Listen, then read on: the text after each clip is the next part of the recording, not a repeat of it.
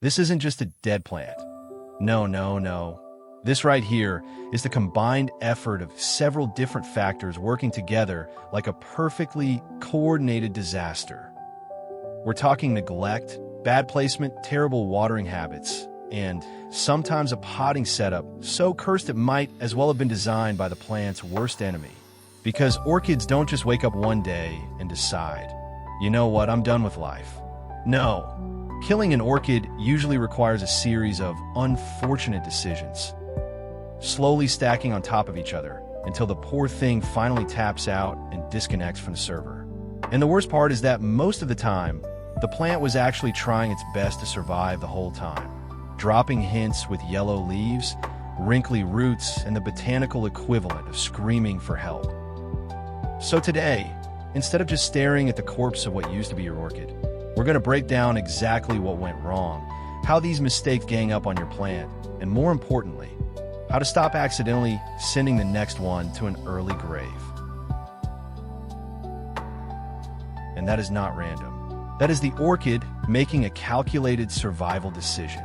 It's recycling its oldest tissues, pulling nutrients back into the core, trying to keep the main body alive. This plant is sacrificing the old guard to protect the throne. And then we check the potting medium. That moss looks dense, compacted, possibly degraded, which sounds harmless, until you realize that dense, broken down moss can suffocate roots. No airflow, no oxygen, and roots without oxygen are just countdown timers.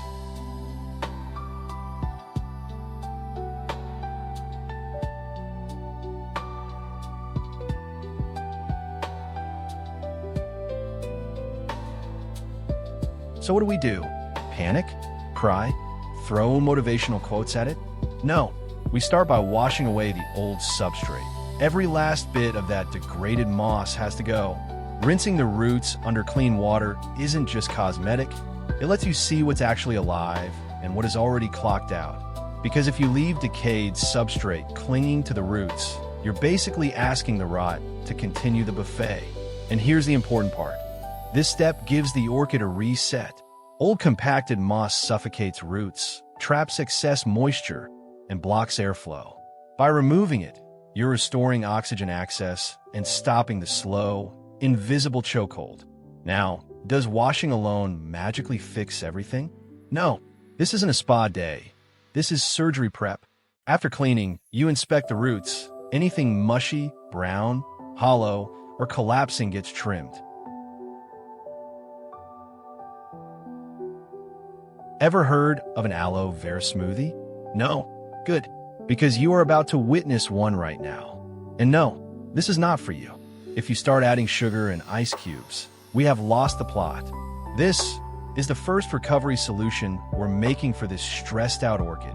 Because after everything it's been through, dehydration, root suffocation, physiological shutdown, it needs support at a cellular level.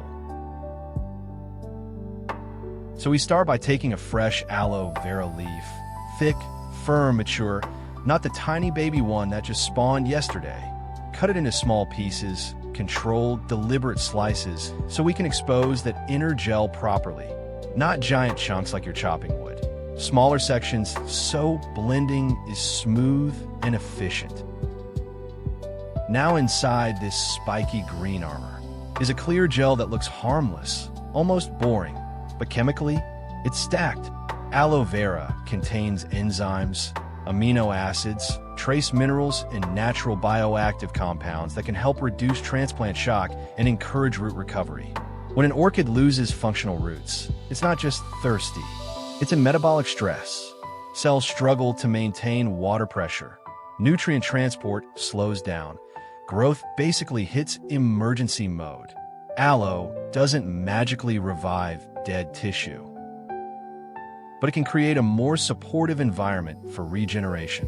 So we take those pieces and we blend them down into a liquid. And yes, it will look slightly unhinged, slightly slimy. That's normal. You're not making a 5-star beverage. You're making a botanical recovery tonic. Then we dilute it with water because concentrated aloe gel straight from the leaf is too thick. We want a gentle solution that can coat the roots without suffocating them.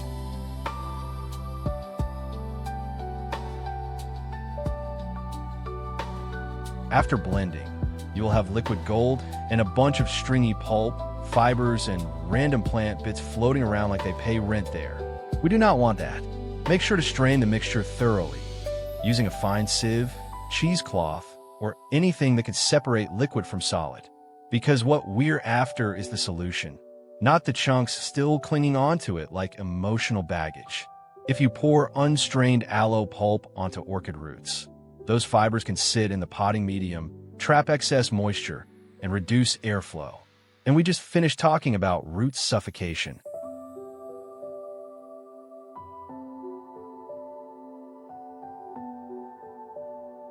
Now, listen carefully, because this part is important. This method is not completely risk-free.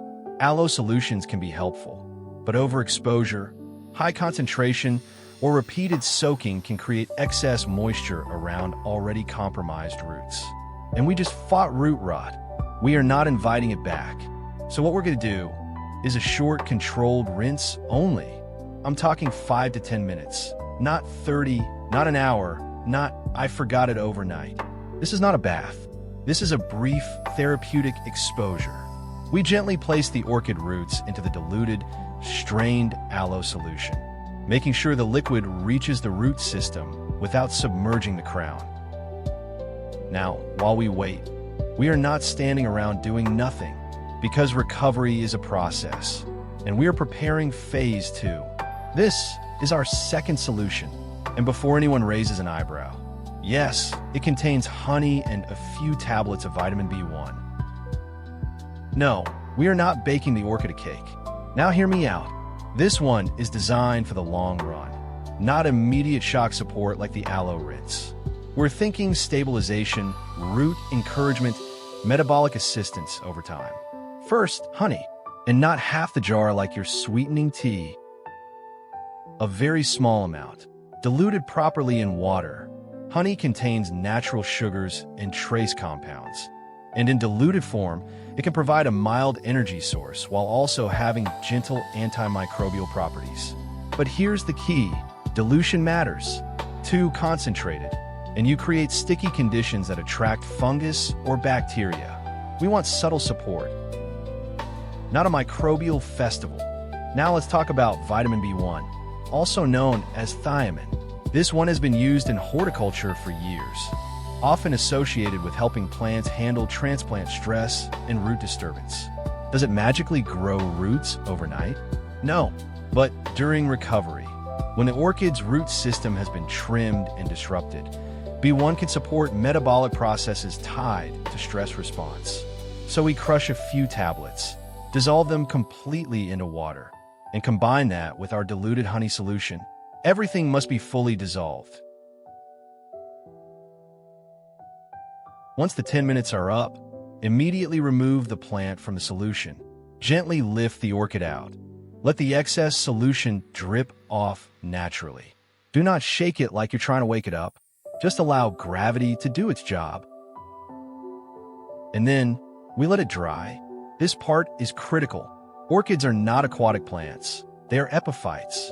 In nature, they get rain, then airflow, moisture, then oxygen. That cycle is what keeps the roots alive.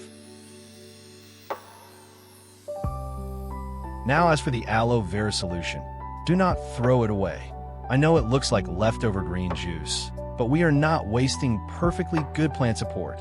Instead, we're going to combine it with the honey and vitamin B1 solution we made earlier, because separately, they each play a role.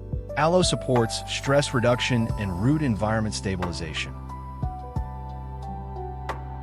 Now, replanting the orchid into a new pot is actually fairly simple. No ritual chanting, no ancient gardening scrolls, just the right materials and a functioning brain. First, you need a pot with proper drainage holes. Clear drainage, not decorative nonsense with one sad hole at the bottom. Orchids need airflow. They need water to escape freely. If water can't leave, rot will RSVP immediately. Transparent pots? Even better, because then you can see what the roots are doing. Are they green? Silver? Plotting rebellion? Visibility helps. Next, a handful of pine bark. Chunky, airy, well-draining pine bark. Not soil, not mud, not whatever was in the backyard. Remember, orchids are epiphytes. In nature, they cling to trees. Their roots are exposed to air. Pine bark mimics that environment, providing structure while allowing oxygen to circulate.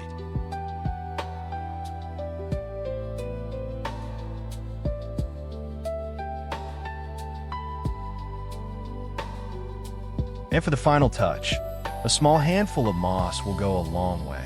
Not a mountain, not a swamp simulator, just a light layer.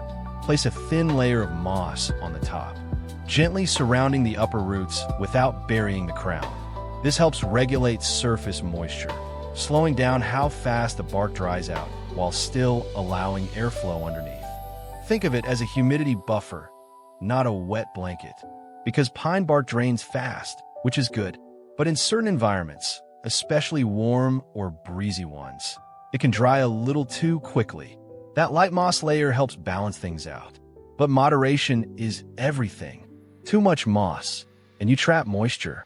Too tight, and airflow drops. And we already defeated root suffocation once. We are not summoning it back for a sequel. So keep it loose, keep it airy. Let the plant breathe.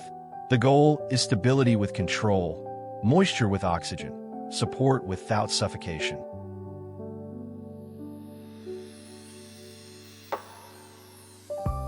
Now, we finally get to use our ultimate solution. This is the combined recovery mix, the aloe support, the diluted honey, the dissolved vitamin B1. The short-term stabilization meets long-term support. And we do not dump it. We do not flood it.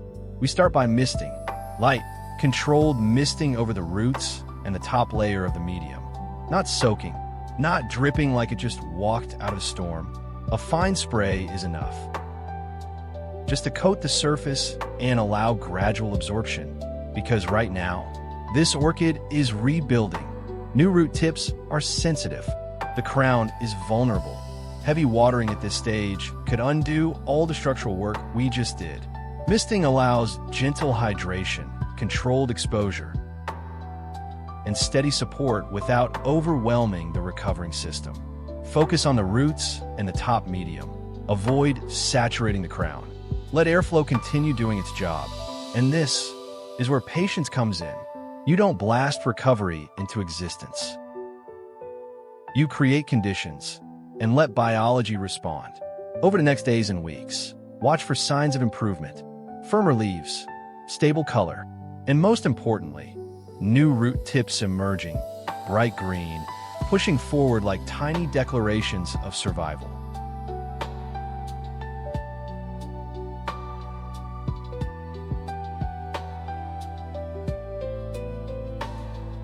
After around 2 months of consistent care, this is what recovery actually looks like. The leaves are firm, upright, and smooth. No deep wrinkles, no leathery collapse, no "I'm tired, boss" energy left in sight. The surface is glossy and evenly green, which tells us internal water pressure has been restored and the plant is finally hydrated properly. The overall posture is balanced and stable in the pot. No more slouching, no more limp surrender. At the base, you can see viable roots, plump, structured, and functional instead of hollow or mushy. That silvery green tone is exactly what healthy Phalaenopsis roots should look like when they're alive and doing their job. The crown is clean, no visible rot, no dark collapse in the center, which means moisture control and airflow worked exactly as intended. Even though one of the older bottom leaves shows natural aging, the plant is clearly prioritizing strong upper growth,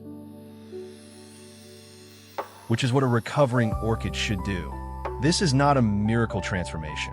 This is what happens when drainage, airflow, controlled hydration, and patience all align correctly.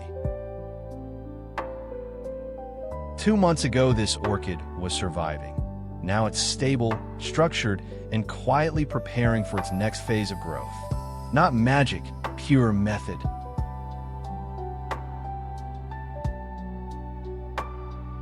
And there you have it. From stressed, dehydrated, and barely holding on, to stable, structured, and rebuilding with purpose. No magic tricks, no miracle hacks, just method, patience, and understanding how orchids actually function.